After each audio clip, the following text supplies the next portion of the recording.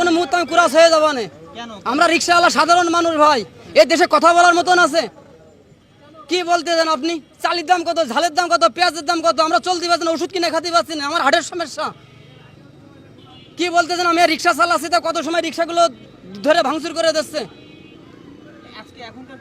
এখনকার কি অবস্থা, এই যে বললামই তো, এখন আমার পেট বাঁচতেছে না। কার্পু দিয়ে করবো কি? আমরা তো এমনি মরে যাচ্ছি, আমাদের মা ভাই বোনদের সব মেরে দিচ্ছে। আগে কার্পু না আগে পেট। সরকার তো বলে দিয়ে তো খালাস, সে তো সোনার থালায় ভাত খাচ্ছে, তার তো সমস্যা নেই। হ্যাঁ, এটা তো সঠিক আছে তো। আমার ছেলে মেয়ে, আমি লেখাপড়া করে একটা চাকরি হবে না, আর ঠাকুর দাদা চাকরি পাচ্ছে, সেখানে সমস্যা নেই। তাহলে আমি একটা রিক্সাল, আমি কি রাজাকার? এ দেশের আমি 1 নম্বর নাগরিক, এই দেশের নাগরিক আমি, তাহলে আমি কি রাজাকার হয়ে গেছি?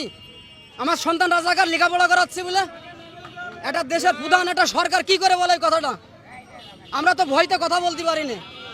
তা আল্লাহ একজন আছে, আল্লাহ বিচার করবে। আমাদের বিচার আল্লাহর কাছে দিয়েছি। সাধারণ মানুষ সব মেরে শেষ করে ফেলে দিল। হ্যাঁ, এই কার্পু তোর ইচ্ছা মতো দিয়েছে, নিজে টিকে থাকার জন্য গদিতে। নিজে টিকে থাকার জন্যই ও কার্পু আমাদের জন্য দিইনি, জনগণের জন্য দিইনি।